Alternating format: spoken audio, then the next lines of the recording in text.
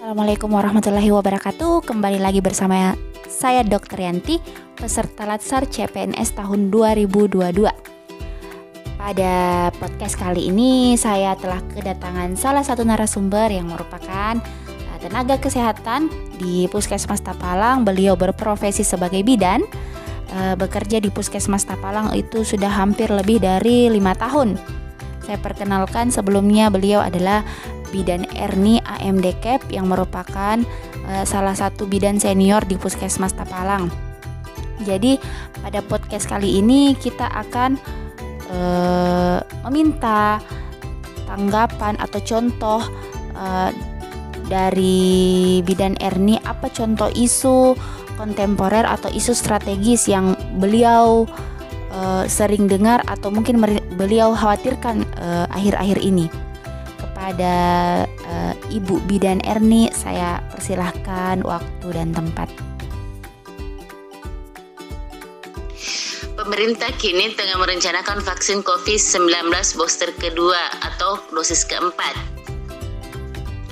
Dosis keempat ini kemungkinan akan diberlakukan jika pandemi berlangsung dalam jangka waktu panjang. Vaksin keempat sendiri merupakan rekomendasi berdasarkan perhitungan dan pandangan para ahli.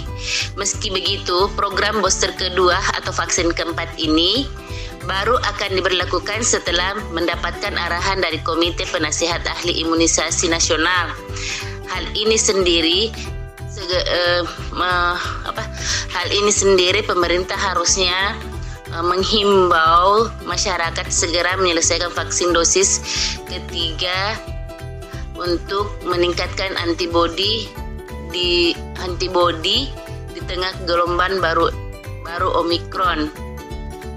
Dan sebagai seorang nakes, harusnya dialah yang terdepan untuk membela untuk mensosialisasikan ke masyarakat bagaimana pentingnya itu vaksin, apalagi dengan adanya vaksin keempat ini sangat dibutuhkan oleh tubuh kita, yang mana kita tahu sendiri tentang vaksin itu perlindungannya hanya 6 tahun. Jadi pertimbangan dari pemerintah itu, apabila pandemi ini panjang, maka tidak ada solusi yang lain selain mengadakan lagi yang namanya vaksin keempat atau dosis keempat. Baik, terima kasih untuk Ibu Bidan Erni.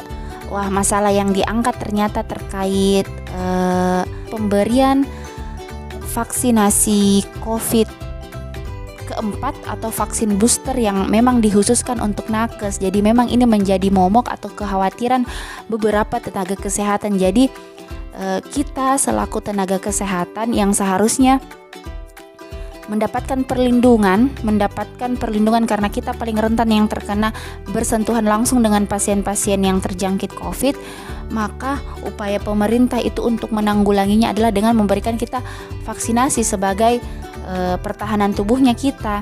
Namun banyak masyarakat, bahkan teman sejawat sendiri, tenaga kesehatan sendiri yang mereka malah tidak menyetujui atau menolak pemberian vaksin tersebut karena mereka ada yang beranggapan bahwa percuma, buang-buang waktu, tidak efektif, dan ada beberapa efek samping yang mereka rasakan setelah pemberian vaksin 1, 2, 3 sehingga mereka trauma. Bukan begitu, Umi?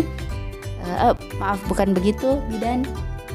Jadi untuk saat ini cukup demikian pembahasan saya dengan Ibu Bidan Erni.